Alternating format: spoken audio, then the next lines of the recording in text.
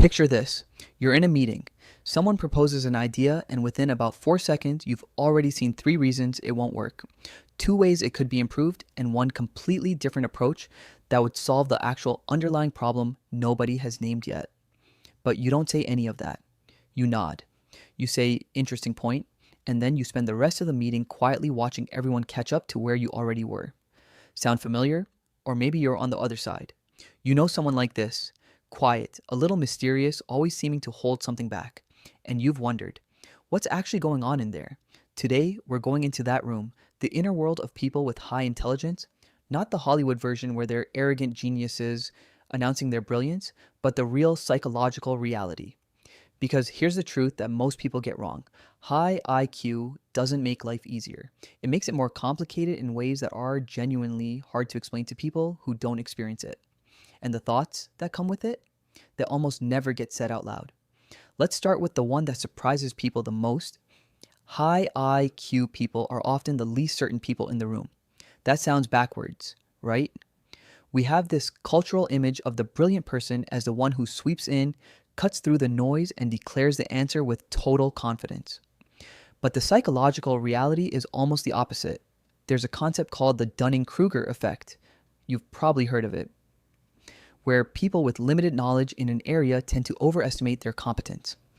The flip side of that curve, which gets talked about far less, is that as genuine expertise and cognitive depth grow, so does the awareness of how much you don't know. The smarter you get, the bigger the map of your own uncertainty becomes. So the thought a genuinely high IQ person is often thinking, but never saying, is something like, I'm not sure. I can see 7 competing explanations for this, and I don't have enough information to choose between them confidently. But saying that in a boardroom, or at a dinner party, or in a comment section, it reads as weakness, so they stay quiet, or they give a simplified answer that feels dishonest, and in the silence, they get mistaken for someone who has nothing to add. Then there's the exhaustion of translation.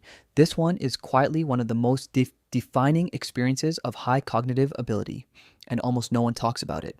When your mind processes information in a particular way, making connections quickly, thinking in multiple layers simultaneously, holding complexity without needing to resolve it prematurely, communication becomes its own cognitive labor. You have to constantly translate, not between languages, but between levels of abstraction. You think in a compressed, interconnected way, and then you have to unpack that into a linear sequence that follows the conversational norms of the group you're in. It's a bit like being someone who thinks in 3 dimensions and being asked to describe everything in 2. You can do it, but something always gets lost.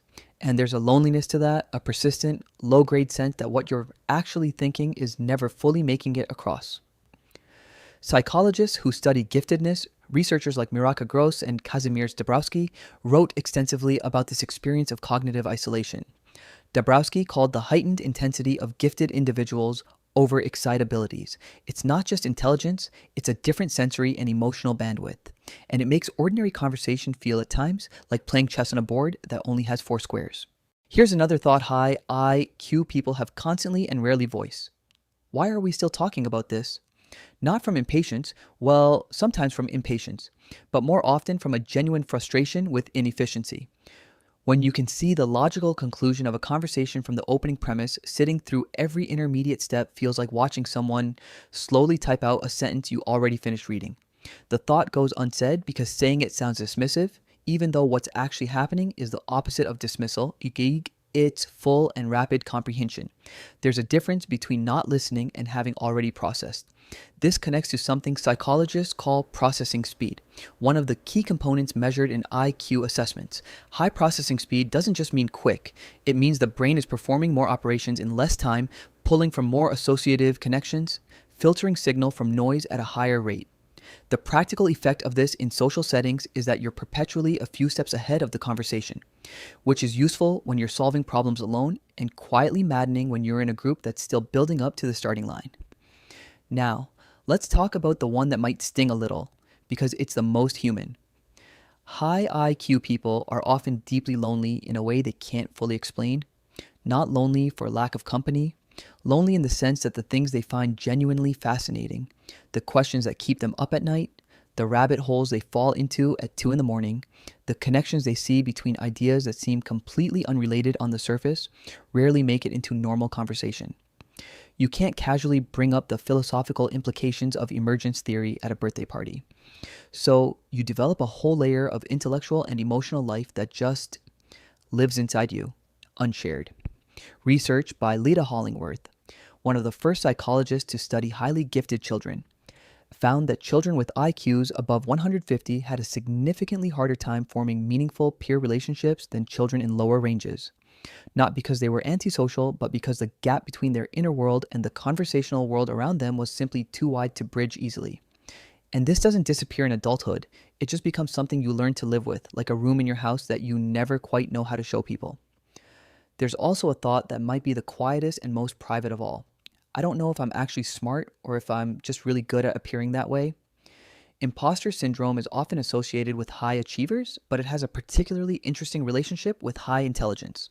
Because intelligence at high levels is partly the ability to model the world accurately, including the vast complexity of everything you don't know. The smarter you are, the more reasons you can generate to doubt yourself. The inner monologue of a high IQ person is often not, "I'm smarter than everyone here." It's closer to, "I understand this specific thing quite well, but I'm acutely aware that 3 people in this room probably understand dimensions of it I've never even considered. And I hope no one asks me about those." That humility, that awareness of the edges of your own knowledge is actually one of the hallmarks of genuine intellectual depth.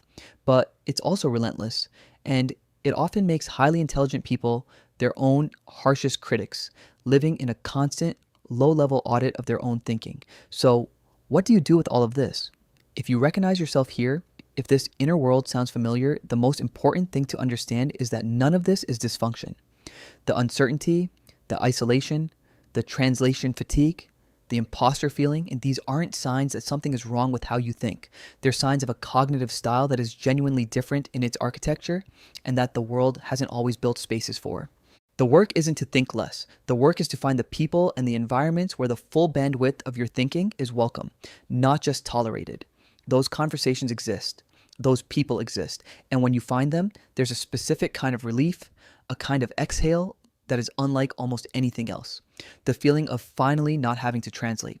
And if you're watching this and you're thinking about someone else, a partner, a child, a colleague who always seems to be somewhere else in the conversation, I hope this gives you a new lens. That distance, that quietness, that slight habitual holding back, it's not aloofness. It might be the specific loneliness of a mind that has nowhere near enough space for everything it's carrying.